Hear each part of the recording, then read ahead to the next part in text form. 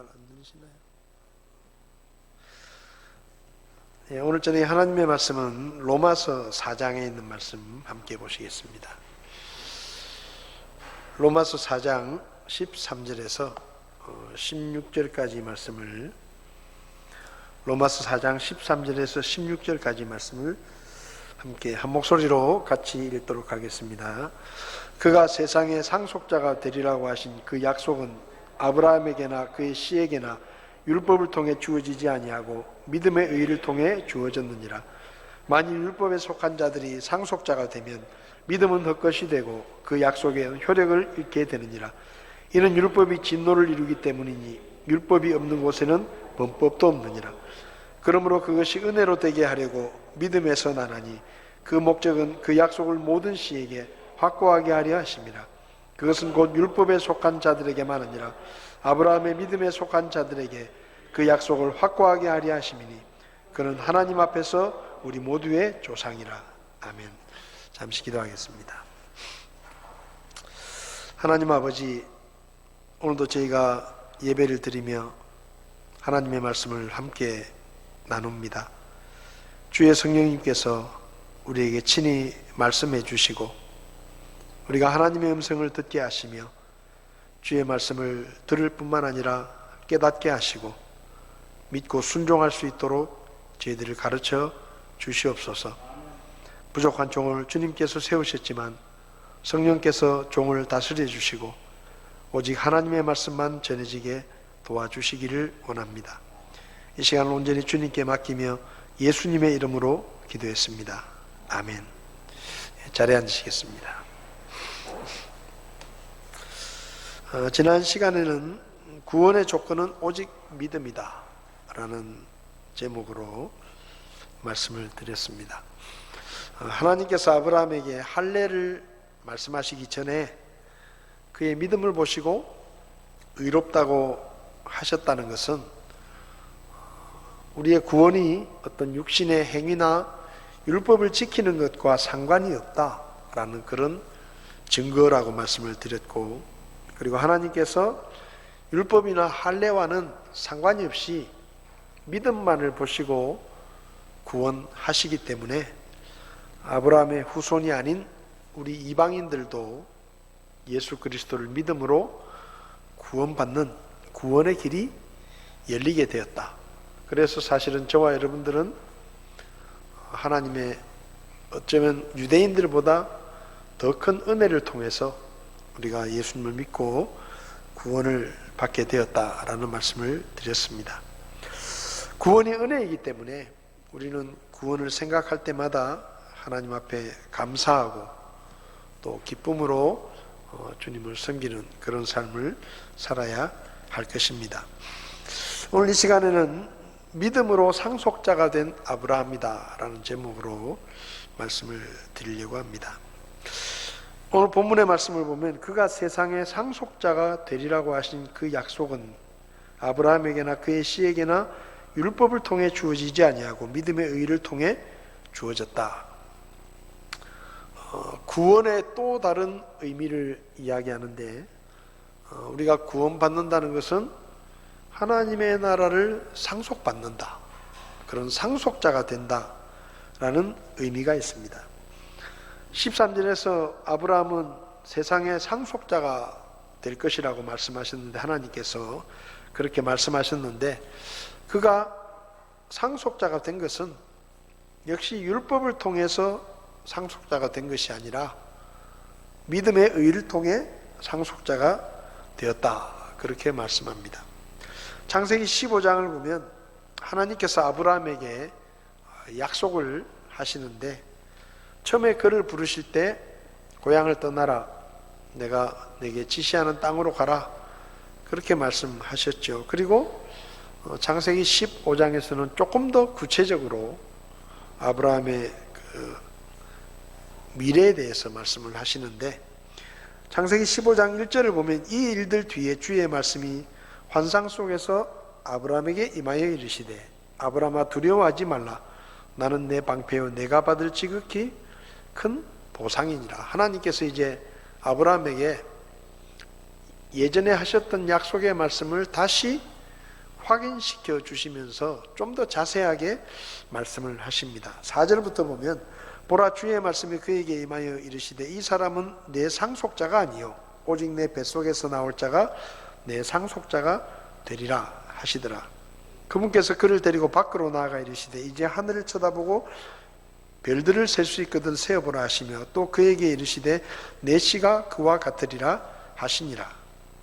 아브라함이 주를 믿으니 그분께서 그것을 그에게 의로 여기시고 또 그에게 이르시되 나는 이 땅을 내게 주어 상속하게 하려고 너를 갈대아 사람들의 우르에서 데리고 나온 주니라.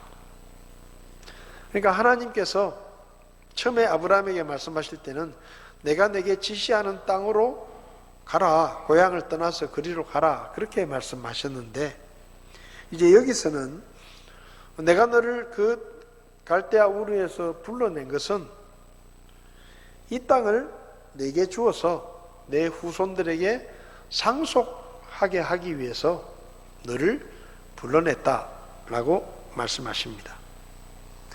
그러니까 예전에는 그냥 내가 지시하는 땅으로 가라라고만 말씀하셨는데 이제는 그 구체적으로 그 땅을 아브라함에게 주시고 그리고 아브라함의 자손들이 그 땅을 상속받게 될 것이다 라고 다시 한번 확인하신 것이죠. 그리고 18절을 보면 바로 그날에 주께서 아브라함과 언약을 맺으며 이르시되 내가 이 땅을 이집트의 강에서부터 저 큰 강 곧 유프라테스 강까지 내 씨에게 주었다 라고 말씀하시면서 가나안 땅을 아브라함과 그의 후손들에게 주었다 라고 말씀하십니다.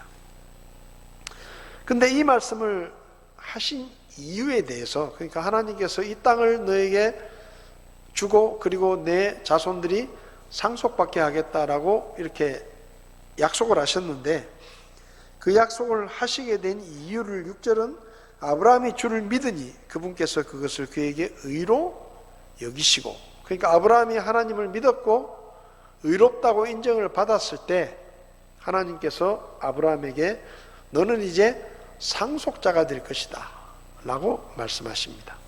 그리고 너의 후손들이 그 땅을 차지하게 될 것이다 라고 말씀하시죠.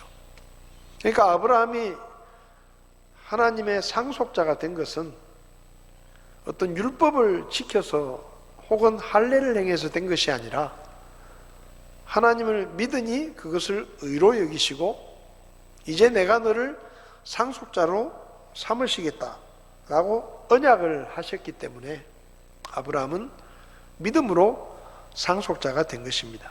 그래서 14절을 보면 만약에 율법에 속한 자들이 상속자가 되면 믿음은 헛것이 되고 그 약속은 효력을 잃게 된다라고 말씀하시죠. 이 말이 무슨 말인가 하면 하나님께서는 아브라함에게 믿음으로 상속자가 되게 하셨는데 만약에 누군가가 율법을 지킴으로 상속자가 될 수 있다고 하면 아브라함의 믿음은 헛것이 되고 하나님께서 아브라함에게 하신 약속도 거짓말이 된다 이 말이죠. 그러니까 이 말은 사람은 믿음으로 의롭게 되고 믿음으로 상속자가 되는 것이지 율법의 행함으로 상속자가 될 수 있는 사람은 없다라는 말입니다. 그런 일은 생기지 않는다. 그래서 만약에 그런 일이 생긴다면 아브라함의 믿음도 헛것이 되고 하나님의 약속도 거짓말이 된다는 것이죠. 근데 그런 일은 일어나지 않는다. 이것을 우리에게 적용을 해보면 우리가 예수님을 구원자로 믿고 구원을 받고 하나님의 나라를 상속받는 하나님의 상속자가 되었는데 그리고 하나님께서 약속하신 그 말씀이 있는데 만약에 어떤 사람이 율법을 지킴으로 구원을 받을 수 있다라고 이야기를 하면 사실상 그것은 믿음의 효력이 없어지는 것이고 하나님의 약속도 거짓말이 되기 때문에 그런 일은 절대로 일어나지 않는다라고 말씀하신 것이죠. 그래서 아브라함은 믿음으로 상속자가 된 것이지 어떤 행위를 통해서 어떤 노력을 통해서 아니면 할례라는 율법적인 의식을 통해서 상속자가 된 것이 아니라는 것이죠. 그래서 15절은 이렇게 말합니다. 이는 율법이 진노를 이루기 때문이니 율법이 없는 곳에는 범법도 없느니라. 다시 말해서 율법은 왜 주셨느냐? 이미 믿음으로 의롭다함을 얻었고 상속자가 되었는데, 그러면 이미 상속자가 된 아브라함에게 하나님께서 왜 율법을 주셨느냐 하는 것이죠. 그러면 그 율법은 무엇인가 하면 율법은 죄를 깨닫는 것입니다. 율법은 하나님의 백성으로서 어떻게 살아야 하는지를 가르쳐 주시고 그리고 죄를 깨닫게 하는 것이죠. 그래서 율법의 기능은 뭔가 하면 구원받지 못한 사람들에게는 율법을 아무리 열심히 지켜도 죄인은 절대로 구원받을 수 없다 하는 것을 깨닫게 하는 것이고, 구원받은 성도들에게는 하나님이 기뻐하시지 않는 죄가 무엇인지를 깨닫게 해서 그 죄를 피하도록, 죄를 짓지 않도록 그런 삶을 살도록 하기 위해서 율법을 주신 것이죠. 그러니까 사실은 구원받은 우리에게는 이 율법이 필요 없는 것이 아니라, 율법은 비록 구원과는 상관이 없지만 구원받은 성도가 어떻게 하나님을 섬기고 하나님이 무엇을 기뻐하시고 하나님이 무엇을 싫어하시고 또 무엇이 죄인지를 깨달아서 구원받은 성도답게 살 수 있는 가르침을 율법이 우리에게 주는 것이죠.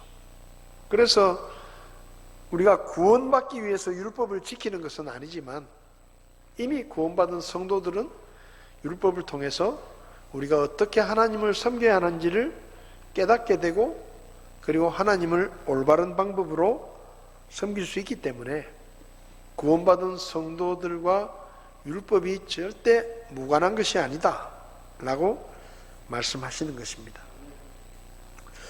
그리고 16절을 보면 그러므로 그것이 은혜로 되게 하려고 믿음에서 난다. 그러면 왜 하나님께서 구원의 방법을 율법을 지키거나 어떤 할례 같은 것을 통해서 구원받는 게 아니라 믿음으로 구원받게 했느냐? 왜 그렇게 정하셨느냐? 한마디로 말하면 그것이 은혜가 되게 하기 위해서입니다. 여러분, 우리가 만약에 눈꼽만큼이라도 우리의 노력이나 우리의 수고나 우리의 행위를 가지고 우리가 구원받는데 조금이라도 도움이 됐다고 하면 그건 은혜가 아니에요. 그건 은혜가 아닙니다. 예를 들면 100만 원짜리 선물을 준다고 칩시다. 야, 내가 99만 9,900원 냈으니까 네가 100원 내고 이거 받아가라. 그거는요 완전한 선물이 아니에요. 왜냐하면 100원어치는 그 사람의 노력이 들어간 거예요. 그러니까 만약에 우리가 율법을 지키거나 어떤 행위로 노력으로 구원을 받는다고 하면 그게 하나님의 은혜라고 말할 수가 없는 겁니다. 그래서 여기 그것이 은혜가 되게 하시려고 믿음으로 구원받게 하신 것이다 라고 말씀하신 것이죠. 그리고 그 약속을 모든 씨에게 확고하게 하려 함이라. 이게 무슨 말인가 하면 아브라함이 믿음을 통해 의롭다함을 얻고 구원을 받은 것처럼 그의 모든 후손들도 역시 동일한 방법으로 믿음으로 의롭다함을 얻는 하나님의 은혜로 주시는 구원을 받게 된다는 것을 아브라함의 처음 의롭다함을 얻은 아브라함을 통해서 우리에게 보여주신 거라는 겁니다. 그래서 유대인뿐만 아니라 이방인들에게도 구원은 믿음으로 받는다. 왜냐하면 하나님의 은혜이기 때문에. 여러분, 구원은 하나님의 은혜입니다. 그래서 은혜를 받기 위해서 우리가 무언가를 해야 될 필요가 없어요. 왜냐하면 우리가 무언가를 해야 된다고 하면 그건 은혜가 아니에요. 근데 하나님께서는 구원을 은혜로 만드시기 위해서 우리에게 아무런 대가나 노력이나 이런 것들을 요구하지 않으신 것입니다. 여러분, 요한복음 1장 12절과 13절을 보면 예수님을 받아들인 자, 곧 그분의 이름을 믿는 자들에게는 하나님의 아들이 되는 권능을 그분께서 주셨다. 여러분, 상속자라는 말은 바꾸어 말하면 아들입니다. 자녀가 되는 거죠. 아브라함이 믿음으로 의롭다함을 얻고 약속의 땅을 받는 상속자가 되었는데, 그것은 오늘날도 똑같다는 것입니다. 우리가 예수님을 믿으면 그 믿음 때문에 하나님의 아들, 딸이 되는 권능을 하나님이 주신다 라고 말씀합니다. 그리고 이들은 혈통으로나 육신의 뜻으로나 사람의 뜻으로 나지 아니하고 오직 하나님에게서 태어난 자들이다.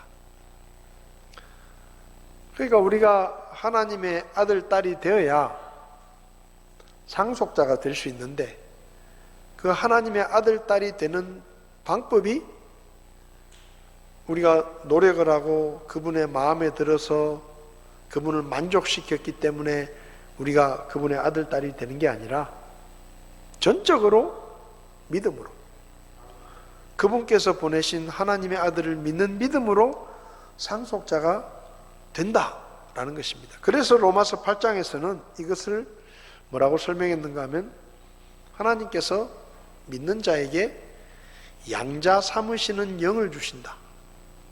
그 양자 삼으시는 영이 뭔가 하면 성령이네요. 우리가 예수님을 믿고 구원을 받을 때 하나님께서 우리에게 성령님을 보내주십니다. 그리고 그 성령님이 우리 안에 들어오셔서 영원히 떠나지 않고 우리와 함께 하십니다. 자, 그런데 그러면 그 성령님이 우리 안에 들어오셔서 하시는 일이 뭐냐? 제일 중요한 일이 뭔가 하면 우리가 하나님의 양자가 됐다는 것을 증언하는 것입니다.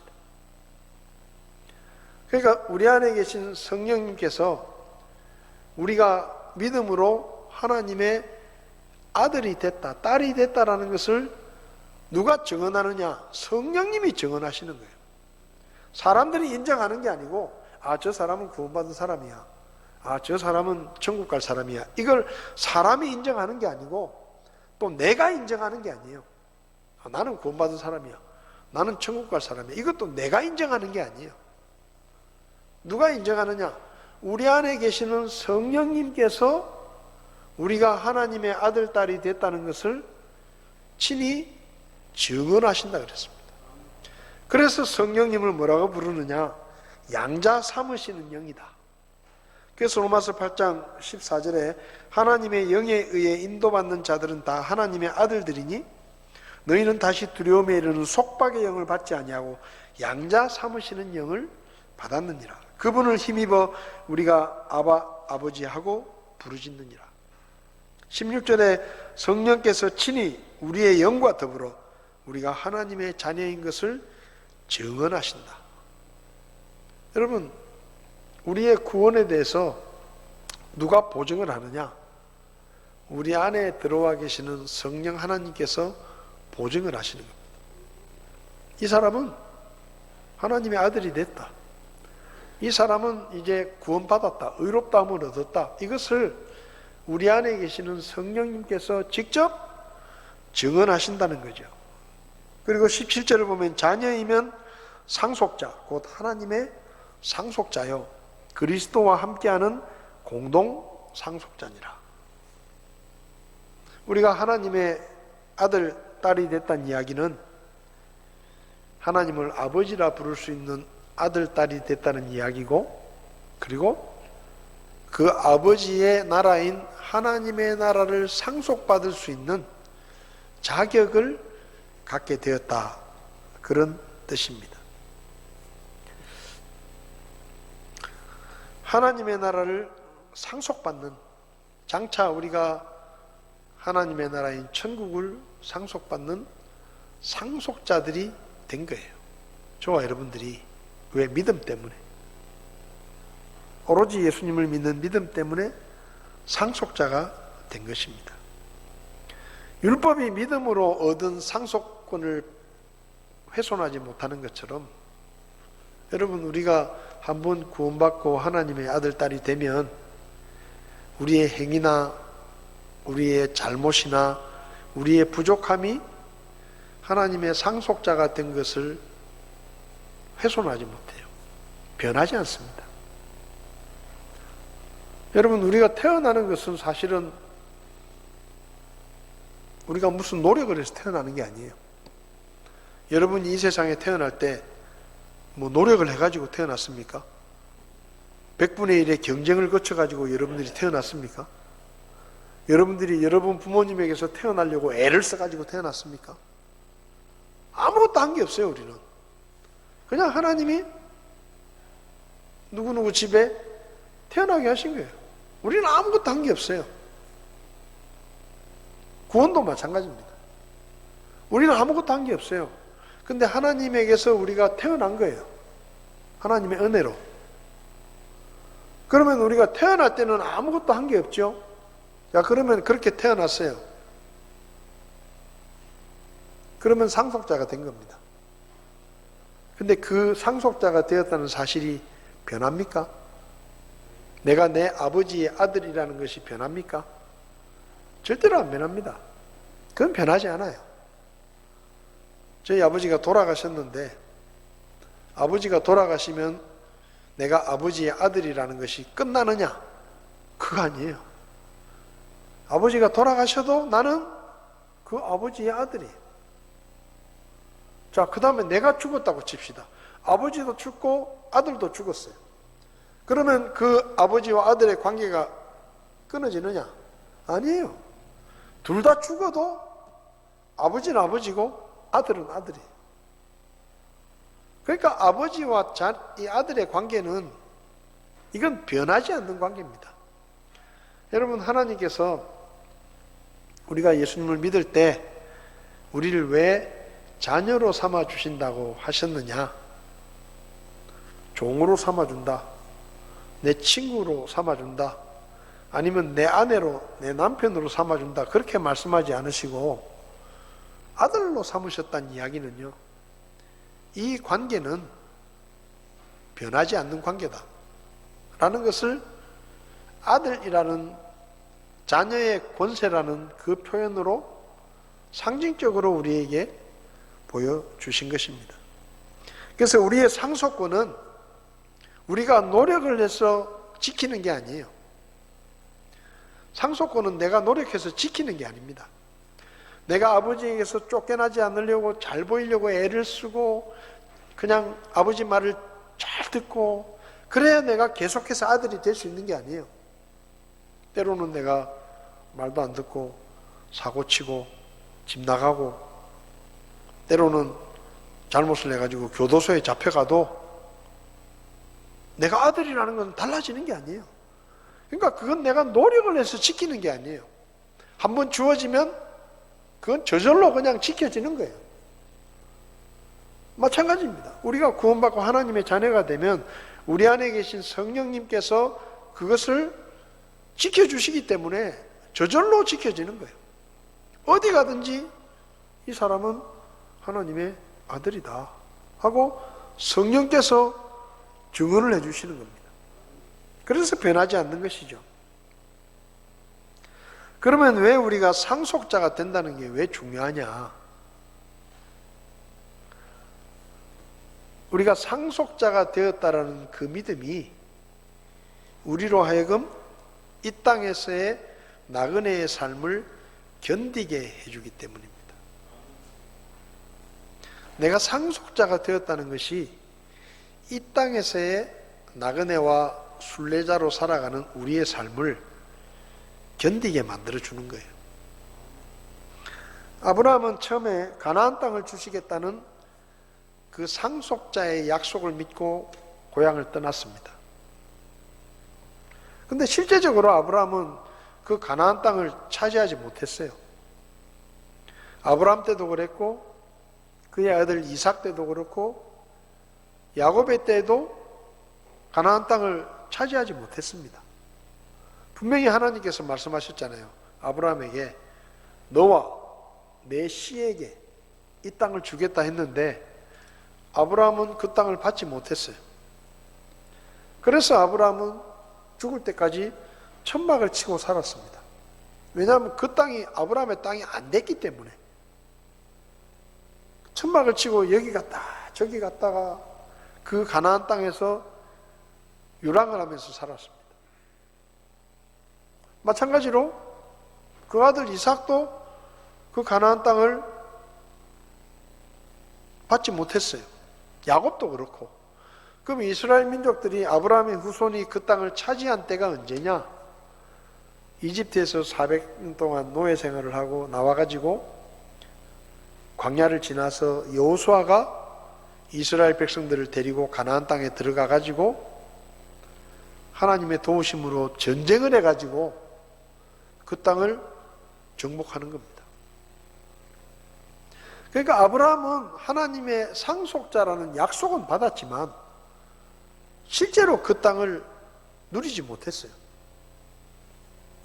그냥 천막을 치고 계속 떠돌이 생활을 한 겁니다. 그게 뭐냐? 약속은 받았는데 그 땅을 차지하지 못하고 떠돌이로 사는 게 누구와 똑같으냐? 우리하고 똑같은 거예요. 우리도 예수님을 믿을 때 천국을 약속받았잖아요. 근데 구원받고 나서 바로 그 다음날 천국에 살 수 있는 게 아니에요. 우리에게 분명히 하나님이 천국을 약속하셨는데 구원받고 나서 그 다음날 돼도 우리는 천국이 없어요. 천국에 와 있는 게 아니에요. 한 달이 돼도 천국에 와 있는 게 아니에요. 우리는 여전히 이 땅에서 살아요. 그러니까 뭐냐? 상속받을 나라가 있는데 그 상속받을 나라에 들어갈 때까지는 우리는 나그네고 순례자다 이 말입니다.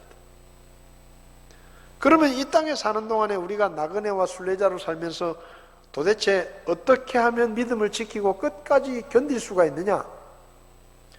그것을 견디게 하는 것이 바로 상속자의 믿음이라는 거예요. 내가 상속자가 됐다. 내가 하나님의 나라를 상속받는 상속자가 됐다. 여러분, 아브라함은 상속자가 될 것이라는 하나님의 약속을 받고 나서도 계속 힘들게 살았습니다. 떠돌이로 살았어요.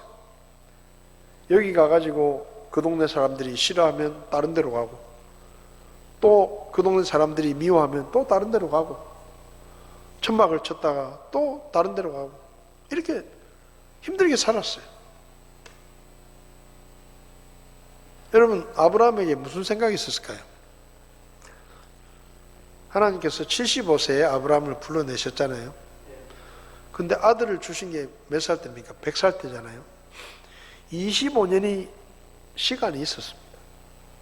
자, 그러면 만약에 아브라함에게 믿음이 없었다고 하면요, 제가 아브라함이라고 하면 하나님 말씀을 듣고 이 땅을 주시겠다고 해서 내가 내 고향 땅을 버리고 떠났는데 10년이 돼도 안 주고 20년이 돼도 안 줘요. 그러면 저 같았으면요 다시 고향으로 갔을 거예요. 내가 왜 타국 땅에 와가지고 외국 땅에 와가지고 고생을 하냐. 내 고향에 가면 지금도 내 동족들이 있고 내가 고향으로 돌아가기만 하면 반갑게 맞아줄 것이고 그렇잖아요. 아니 가나안 땅을 주시겠다고 해가지고 왔는데 땅도 안 주시고 자식도 안 주시고 이건 뭔 사기. 하나님이 거짓말한 거예요. 땅을 주신다고 땅도 안 주고 아들 주신다고 아들도 안 주고 그러면 낙심이 돼가지고 차라리 고향에 돌아가겠다. 내가 이 외국 땅에 와가지고 하나님 믿고 왔는데 나한테 해준 게 뭐냐? 이 고생만 시키고 다시 고향으로 가가지고 그렇게 했을 거예요. 근데 아브라함은 그렇게 안 합니다. 고향으로 가지 않아요. 그럼 고향으로 가지 않은 이유가 뭐냐? 상속자가 됐다는 하나님의 약속 때문입니다. 그 약속을 붙드는 거예요. 믿음으로 그 약속을 붙들었기 때문에 아브라함이 다시 고향으로 돌아가지 않은 거예요. 이것을 히브리서 11장에서 이렇게 말합니다. 히브리서 11장 8절을 보면 믿음으로 아브라함은 부르심을 받아 훗날 상속재산으로 받게 될 곳으로 나가면서 순종하였고 자기가 어디로 가는지 알지 못한 채 나갔으며 믿음으로 그는 낯선 나라에 머무는 것 같이 약속의 땅에 머물렀고 자기와 함께 동일한 약속의 상속자가 된 이삭과 야곱과 함께 장막들에 거했다. 그러니까 아브라함이 하나님의 약속을 받고 가나안 땅을 상속재산으로 주시겠다는 약속을 믿고 나와가지고 그것이 자기 때에 이루어지지 않았지만 그것을 계속 믿었다는 겁니다. 그리고 여기 보면 동일한 약속의 상속자가 된 이삭과 야곱과 함께 장막에 머물렀다. 이삭도 그렇고 야곱도 그렇고 계속해서 쉽게 말하면 장막을 치고 나그네로 산 거예요. 근데 그 이삭과 야곱에 대해서 뭐라고 말하느냐? 동일한 약속의 상속자다. 근데 10절에 놀라운 말씀이 있습니다. 이는 그가 기초들이 있는 한 도시를 바랐기 때문이라. 그것의 건축자와 만드신 분은 하나님이시니라. 자, 하나님께서 아브라함에게 처음 말씀하실 때는 이겁니다. 내 눈에 보이는 이 가나안 땅을 너에게 주겠다. 그리고 너는 상속자가 된다. 자, 그런데 아브라함이 죽을 때까지 상속자가 못 됐어요. 그 땅을 차지하지 못했어요. 그러니까 사실상 아브라함은 상속자가 못 된 거예요. 그렇지 않습니까? 근데 성경은 아브라함을 상속자라고 부릅니다. 그리고 아브라함의 아들 이삭과 야곱도, 손자 야곱도 공동의 동일한 상속자라 그래요.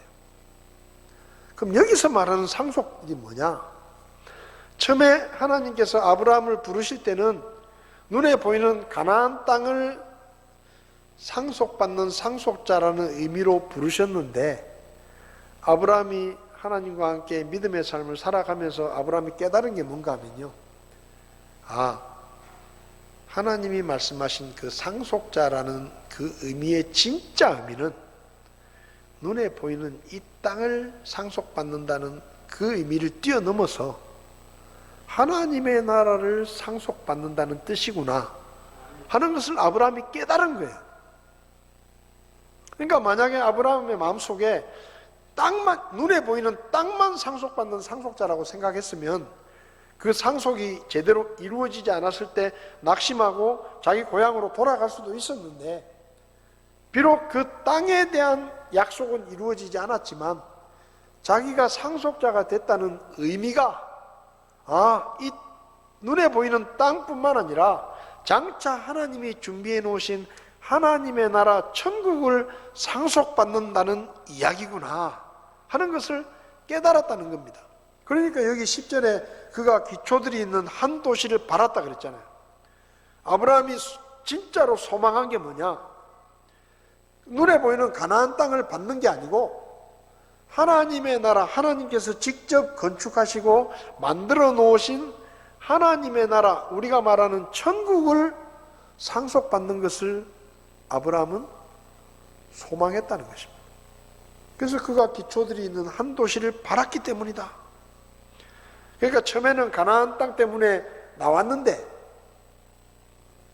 점점 믿음을 갖게 되면서 그 상속이라는 의미가 그저 눈에 보이는 땅을 주신다는 뜻만 아니라 눈에 보이지 않지만 영원한 하나님의 나라를 주신다는 그 의미구나 하는 것을 깨달았고, 그리고 아브라함은 이제 땅에 눈에 보이는 땅을 소망하는 게 아니라 눈에 보이지 않지만 하나님의 나라를 소망하면서 이 땅에서의 나그네의 삶을 견뎠다라는 것입니다.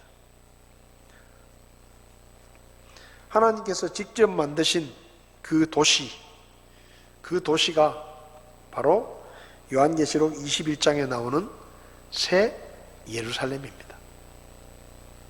요한계시록 21장을 보면 내가 새 하늘과 새 땅을 보았으니 이는 처음 하늘과 처음 땅이 사라졌고 바다도 다시 있지 아니하였기 때문이라.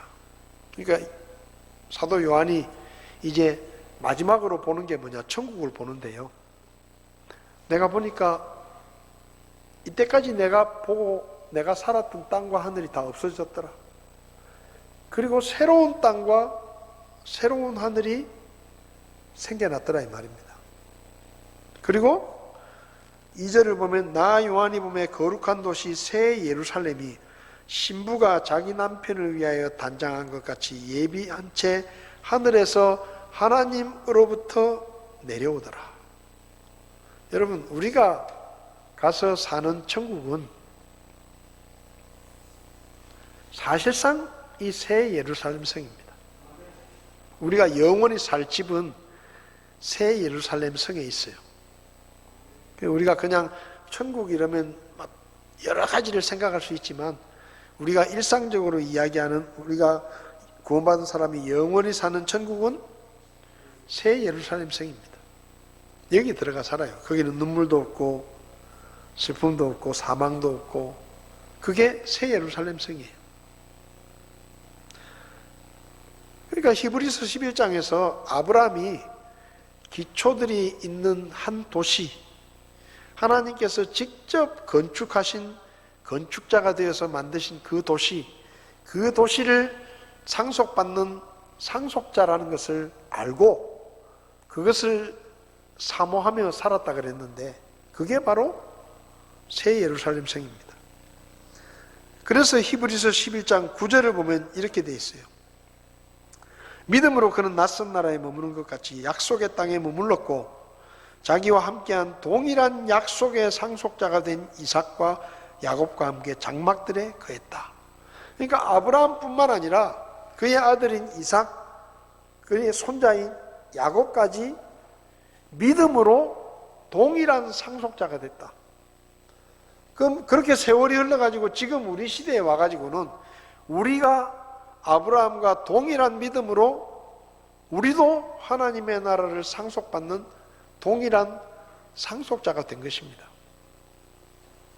그래서 히브리서 11장 13절부터 보면 이 아브라함과 그 앞에 있는 사라와 이삭, 야곱까지 다 통칭을 해가지고 뭐라고 했는가 하면 이들은 다 믿음 안에서 죽었으며 약속하신 것들을 받지 못하였으되 멀리서 그것들을 보고 확신하며 끌어안았다.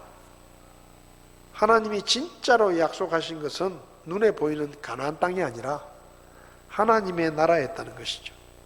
그리고 아브라함과 이삭과 야곱은 그것을 바라보았고 그리고 자신들이 장차 하나님의 나라를 상속받을 상속자라는 것을 알았기 때문에 여기 보면 그 하나님의 나라를 끌어안았다. 자기들이 하나님의 나라에 와 있는 것처럼 실제로 와 있는 것처럼 그 천국을 실제하는 곳으로 받아들였다는 것이죠. 그래서 15절을 보면 참으로 그들이 자기가 떠나온 본향을 깊이 생각하였더라면 돌아갈 기회가 그들에게 있었으려니와. 이게 무슨 말인가 하면 아브라함이 고향을 떠났는데 만약에 그 하나님이 상속받겠다고 하신 그것이 그냥 눈에 보이는 땅만이었다고 생각했다면 아브라함이 자기 고향으로 돌아갔을 거다 이 말입니다. 왜? 없잖아요. 땅만 상속받는다고 생각했으면 하나님이 안 주셨잖아요. 죽을 때까지 안 주셨으니까 기다리다가 낙심해가지고 그냥 고향으로 돌아갔을 거다 이 말입니다. 그런데 아브라함이 그 상속자라는 뜻을 정확하게 깨달은 거예요. 아, 눈에 보이는 이 땅을 상속받는다는 뜻도 있지만 눈에 보이지 않지만 하나님의 나라를 상속받는다는 이야기구나 하는 것을 알았기 때문에 고향으로 돌아가지 않고 16절에 이제는 그들이 더 좋은 본향을 사모하니 곧 하늘의 본향이라. 그러니까 아브라함이 처음에 고향을 떠날 때는 땅을 상속받는다고 생각하고 나왔는데 실제로 죽을 때까지 그 땅을 상속받지 못했어요. 그런데 아브라함이 깨달은 게 뭐냐? 아, 내가 상속자가 됐다라는 말은 눈에 보이는 이 가나안 땅을 차지한다는 그런 의미도 있겠지만은 그건 이루어지지 않았지만 영원한 하나님의 나라를 상속받는다는 그런 뜻이었구나. 그걸 깨달은 거예요. 깨달았기 때문에 고향으로 안 갔다 이 말입니다. 왜? 마음속으로 자기 고향보다 더 좋은 본향, 하늘에 있는 본향을 바라보고 소망하고 그것을 기대하며 살았기 때문에 비록 이 땅에서 나그네의 삶을 살고 순례자의 삶을 살았지만 기꺼이 대가를 치르고 나그네의 삶을 살았다는 겁니다. 왜? 하늘에 있는 더 좋은 본향. 여러분, 아브라함에게 가나안 땅은 갈대아 우르보다 더 못한 곳이었습니다. 더 힘들고 고생스러운 땅이었습니다. 그래서 아브라함은 언제든지 고향으로 돌아갈 수가 있었습니다. 그런데 아브라함은 그 고생을 하면서도 고향으로 돌아가지 않았어요. 왜? 자기 고향보다 더 좋은 본향이 하나님의 나라가 있다는 것을 기억했기 때문입니다. 여러분, 오늘날 한때 예수님을 믿었다가 믿음으로 사는 게 힘들고 핍박을 받고 고통을 당하고 그래서 다시 옛날로 돌아가 버리는 사람들이 있습니다. 사도들 시대 때도 그런 사람들이 많았어요. 이방 종교를 믿다가 예수님을 믿고 기독교로 개종을 했는데 자기 동족들에게 따돌림을 받고 여러 가지 불이익을 당하고 핍박을 받고 고난을 당하니까 에이, 나 옛날로 돌아갈란다. 이렇게 힘든 거 난 안 할란다 하고 돌아간 사람들이 있었다 이 말입니다. 그런 사람들, 그렇지만 기꺼이 믿음을 위해서 대가를 치르고 고향을 떠나서 핍박을 피해서 광야에서 떠도는 그런 성도들도 있었어요. 그런 성도들을 쉽게 말하면 디아스포라라고 말합니다. 믿음 때문에 핍박을 피해서 도망친 사람들, 흩어져 있는 사람들. 그들은 사막에 아니면 산속에 동굴을 파놓고 거기서 정말로 구차한 삶을 살았습니다. 힘들게 살았어요. 그런데도 믿음을 지켰어요. 그런 사람들에게 사도 베드로가 쓴 편지가 베드로 전후서입니다. 흩어져 있는 성도들에게 지금 고난을 받으며 핍박을 받으며 정말로 언제 죽을지 모르는 그 위험 속에서 믿음을 포기하지 않고 믿음을 지키고 있는 성도들에게 쓴 편지가 베드로 전후서인데 베드로 전서 2장 11절을 보면 이렇게 되어 있습니다. 극진히 사랑하는 자들아, 나그네와 순례자인 너희에게 내가 간청하노니 혼을 대적하여 싸우는 육체의 정욕들을 삼가라. 베드로전서는 이렇게 시작되죠. 본도와 갈라디아와 갑바도기아와 아시아와 비두니아에 흩어져 있는 성도들에게 보내는 겁니다. 뭐라 그래요? 너희는 나그네요, 순례자다. 다시 말하면 너희는 천국의 상속자들이다. 하나님의 나라를 상속받을 사람들이다. 그러니까 육체적으로 힘들고 고통스럽고 이 세상의 것들을 누리지 못한다고 해서 안타까워하지 마라. 너희들에게는 하나님의 나라가 있다 라고 이야기하는 거예요. 육체의 정욕이 들끓을 때, 다시 옛날로 돌아가려고 할 때, 불신앙으로 돌아가려고 할 때 너희가 나그네요, 순례자라는 것을 기억해라. 너희는 이 땅에 영원히 살 사람들이 아니다. 하나님의 나라에 들어가서 하나님이 예비하신 천국을 상속받게 될 것이다. 여러분, 저도 이 땅에 집이 없습니다. 차 타고 다니면 동네마다 아파트들이 막 새로 지어지고 이래요. 계속 공사를 해요. 저렇게 집이 많은데 또 저렇게 집을 많이 짓나? 그렇게 이야기하면 어떤 분이 그래요. 그래도 내 집은 없잖아요. 그 많은 집 중에 내 집은 없잖아요. 제 이름으로 돼 있는 집이 없습니다. 여러분, 우리가요, 딱 믿음으로 사는 동안에 힘든 일이 있습니다. 믿음 때문에 고난을 당할 수도 있고 핍박을 당할 수도 있고, 저도 군대 생활하면서 믿음 때문에 얼마나 많이 맞았는지 몰라요. 4개월을 얻어맞고 나니까 얘는 진짜 백이다. 4개월을 예배만 갔다가 부대 복귀하면 맞는 거예요. 탐조등에 끌려가가지고. 근데 4개월을 맞으니까 처음엔 3명이 같이 교회를 갔는데 한 2달 되니까 1명 떨어져 나가고, 그 다음에 한 달 지나니까 또 1명 떨어져 나가고 4개월을 때리더라고요. 4개월을 제가 버티면서 교회를 갔어요. 왜냐하면 민간인 교회를 가야 되니까. 초소에서 근무를 하면 그 교회가 없거든요. 그러니까 일반 민간인 교회를 가야 돼요. 그러면 토요일날 근무 서고 일요일날 자야 되는데 잠 안 자고 교회를 가니까 고참들이 그게 꼴보기 싫은 거예요. 그래가지고 4개월을 때리더니 4개월을 딱 맞고 나니까 우리 부대 제일 고참이 다 불러 모아놓고 이렇게 말하는 거예요. 야, 얘는 진짜다. 얘는 진짜 예수쟁이다. 앞으로 얘 교회 가는 거 절대로 타치하지 마라. 얘 교회 가는 거 아무도 방해하지 마라. 그렇게 딱 선언을 하고 때리는 일이 딱 끝났어요. 그리고 저보고 그러는 거예요.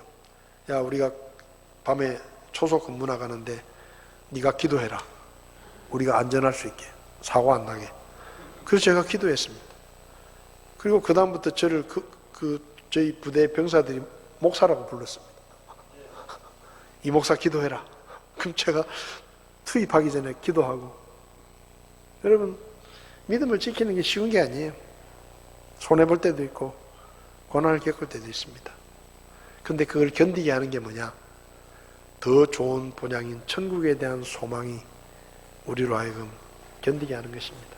여러분, 우리는 상속자들입니다. 이 땅에 땅 한 평 없고 집 한 칸 없더라도 낙심하지 마세요. 하나님께서 우리를 위해서 하나님의 나라 천국을 예비하고 계시고 우리가 살 집을 다 준비해 놓으셨고 이제는 우리가 가기만 하면 돼요. 우리에게 영원한 천국이 있다는 것을 기억하시고 믿음으로 끝까지 믿음을 지키며 하나님의 나라를 소망하며 그렇게 승리의 삶을 살 수 있기를 바랍니다. 기도하시겠습니다.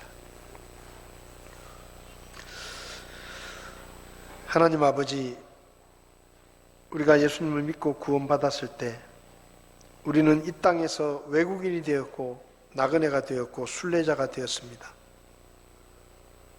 마귀가 다스리는 이 땅에 살며 믿음으로 사는 것이 쉽지 않지만 우리가 나그네의 삶을 살고 순례자의 삶을 살지만 오 하나님 아버지, 우리가 낙심하지 않게 하시고 하나님께서 우리를 위해 예비해 놓으신 하나님의 나라를 상속받는 상속자가 되었다는 사실을 기억하게 하시고 천국을 바라보며 믿음으로 살아갈 수 있도록 저희를 도와 주시옵소서. 주님, 다시 오실 때가 가까웠습니다. 우리가 천국에 갈 때가 가까이 왔습니다.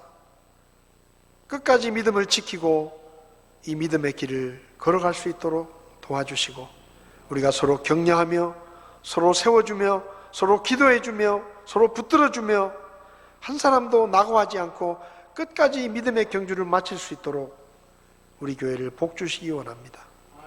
우리 귀한 말씀을 주심을 감사드리며 예수님의 이름으로 기도했습니다. 아멘. 예배를 마치겠습니다.